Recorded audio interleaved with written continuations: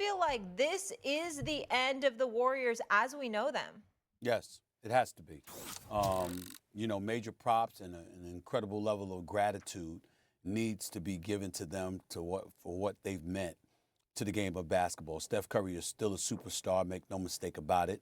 Relatively pedestrian performance last night, hit 50% of his shots from the field, went 3 of 7 from three-point range, only finished with 22 points. You were going to need more than that to beat the Sacramento Kings last night. Klay Thompson obviously approaching free agency. I think it was, I don't want to call it poetic because I certainly don't want to sit up there and try to imply anything negative of this four-time champion and one of the greatest shooters we have ever seen. But there is no doubt that he has fallen off to some degree.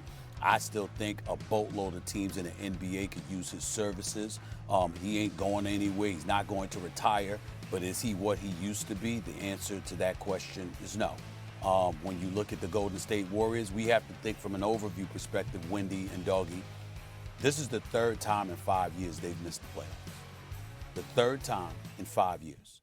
Now, I know Joe Lacob and Peter Guber a little bit, and I can tell you something about Joe Lacob ain't going to stand still. I can promise you that. I haven't spoken to him in a while, but I'm telling you, I know this man well enough to tell you he is not going to stand still and just let these twilight years of Steph Curry's career fade into oblivion like this. This is the third time in 5 years the Golden State Warriors have missed the playoffs.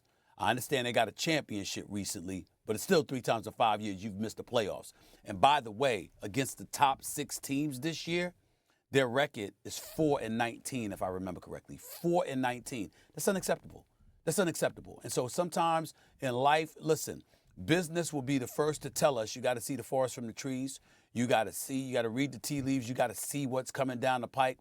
Well, this has been coming down for quite a long time. You got a guy in Andrew Wiggins that, when he's there and he's vibrant, he can do some big time things. Far more often than not, he's inconsistent or, dare I say, an absolute positive no-show. Family issues and things of that nature, I get it. But at the end of the day, a whole bunch of folks in this country and throughout this world got issues. They still show up to work. Sometimes he does, sometimes he doesn't. Okay, that's a disgrace. I don't know. Wiggins is suffering because of family issues or not, or it's just the way how his game is. It's an unnecessary point to draw up because let's say his game is suffering because of his family issues and you don't want to give him that grace because other people around the world are, dealing with those issues. I mean, I just think that's absurd. I think that's, why even bring that up right now? It doesn't make any sense. Steven, that's just a clown take, quite honestly. But I don't want to linger on that. What I do want to say is that, first off, the Warriors had this weird season, especially because of Draymond Green being suspended and not playing, and they were a significantly better team, of course, with Draymond Green. They were one of the best teams, technically, with Draymond Green when he's actually playing. So even that record against the top teams, I'd have to really dig in and see, well, how many of those games were with Draymond Green versus not. That's number one. Number two, is this the end of the Warriors as we know them? Well, how are we defining the Warriors as we know them? Is it just Steph, Klay, and Draymond? Because the Warriors, that wasn't just what made the Warriors special in the beginning of their dynasty. Remember, Andre Iguodala was a huge part. He won the MVP that first NBA Finals. And then they had KD. KD was obviously incredibly important. And then, yes, they won then without KD, and Iguodala pretty much was, not really who he was at that point. And they were able to insert Andrew Wiggins and be able to play well. So is it just the end of Klay and Draymond and Steph playing together? I think that's a question mark. I really don't know. And maybe since I really do enjoy the Warriors and I love that, I love watching them play, I'm holding out hope that Klay will be able to get things going again. I don't know. I think you can keep Klay Thompson, but he has to take a pay cut. And I don't know if he will. I really have no idea what's on his mind For all I know, he just truly still wants to stay in San Francisco, in the Bay Area. He loves the area. He loves the team. He does, he knows he's near the end of his career, and he's not trying to finish in Philly or Cleveland or whatever just for the payday. Like, he is a very, specific type of guy, and he might not want that. So, I have no idea. I don't think any of us know. And so he might say, yeah, you know what? I'm willing to be on this team. I understand I'm going to come off the bench. I think one of the things with Klay is that his shot selection has gone down and is poor, because once upon a time he used to be able to make certain shots, and as of right now he can't.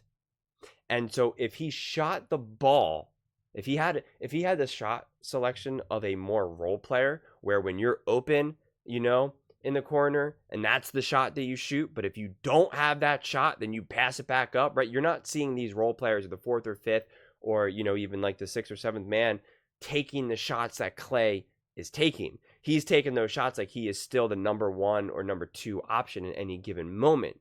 And that's where they run into trouble. That's when he ends up being, 0 for 10 or whatever, because he's taking shots where you're just like, once upon a time, yes. Now, no. Do not take that shot. And if he can understand that, and I don't even know if that's even the conversation that's even being had with him, then I think that there's a lot of promise for Klay, because you bring Klay down on the, in terms of the options, and you take him at a pay cut, because then he would be you'd be one of the best players that you could take off the bench. Not to mention, if he ever does right this ship and get things going again, then you always have him, and he's always good. He there's always a potential that he can explode, and that's what you need in your role players or players off the bench in the playoffs. Every single playoff series practically always has those role players or the random player that no one's really expecting, where they hit 3 threes in the 4th quarter, or they hit those key baskets at key moments, and you're just like, I don't even know who that guy is. Everyone's always focused on Jokic or Embiid or this or that, and it's like, these games are so often won by some of these role players that the average fan does not know who they are. Only their local fans know, oh yeah, that's so-and-so. And so that is a role that someone like a Klay Thompson could really succeed in. Is he willing to do that? I have no idea. Has Steve Kerr and the Warriors as a whole had those conversations with him? No idea, So I think that's how you could still keep that trio together to a degree.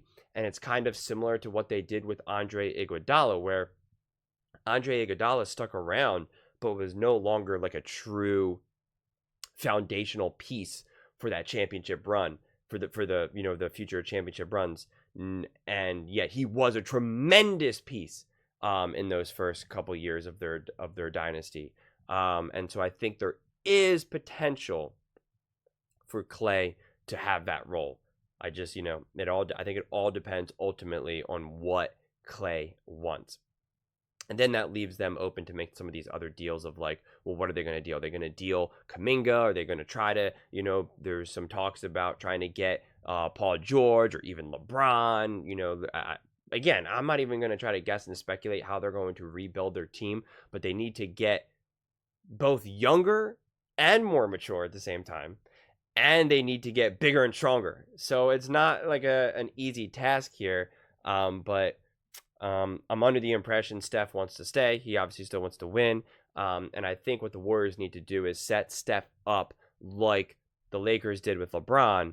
And they need to get someone like an AD for Steph, because that is what has extended LeBron's career. Someone who is big and strong. And I understand AD is not the most reliable player because of his own injury issues. But the Warriors, Steph Curry has not had anyone close to like an AD. Someone that you can count on actually consistently putting up points, getting boards, being physical, strong, playing, the other big man. Like, Steph does not have that. And because of that, his own individual success as well as the team success suffers greatly. So I am curious to see what they do moving forward. Seems like the league is moving away from the whole small ball era, and we're back into this big, strong era, the Jokic, the Embiids, the Wembanyamas. It just seems like, that's, it's a pendulum. It's swinging back and forth. And so it seems like we're going back in that way. Not to mention, the NBA is also saying, hey, we want more physical ball. Enough of this, ticky-tack fouls, which we saw definitely in the game against the Warriors versus the Kings. Less so, I think. I think there was way more fouls called, or at least a little bit more questionable fouls called in the Lakers versus the Pelicans game, but things got pretty crazy in the game against the Kings versus the Warriors, and I was all for it. I thought it was great. I really enjoyed that game. But those are just my thoughts. I would absolutely love to hear yours. Is this the end of the Warriors as we know them? Let me know in the comments below. I read every single comment. So whether you agree with me or disagree with me, either way, let's get in some discussions. Let's get in some fights. But ultimately, let's just have some fun. And please do consider subscribing. We are building an amazing community here, and I would absolutely love to see you part of it. I want to build something that we all genuinely feel connected to, something that we're really excited to be part of. I think we're well on our way to doing it. And please don't forget to give this video a thumbs up, as it really does help with the algorithm, and it helps combat all the trolls and the haters. Thank you so much, and see you next time.